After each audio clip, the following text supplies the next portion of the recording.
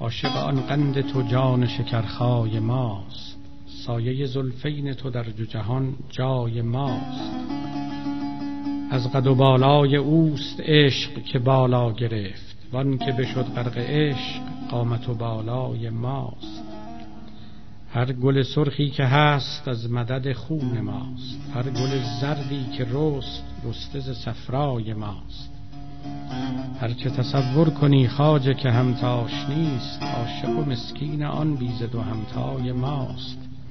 از سبب هجر اوست شب که سیه پوش گشت، توی به تو دود شب ز آتش سودای ماست. نیست ز من باورت این سخن از شب بپرس، تا بدهد شرح آنک فتنه فردای ماست. شب چه بود روز نیز شهره و رسوای اوست، کاهش مه از غم ماه دل افزای ماست. آه که از هر دو کون تا چه نهان بوده ای، خه که نهانی چنین شهره و پیدای ماست.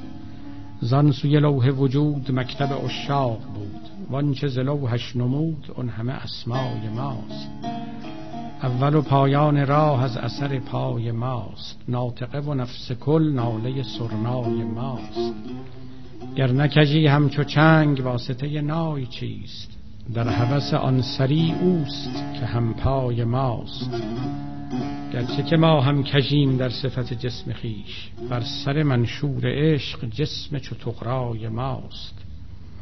رخت به تبریز برد مفخر جان شمس دین، باز بیاریم زود کان همه کالای ماست.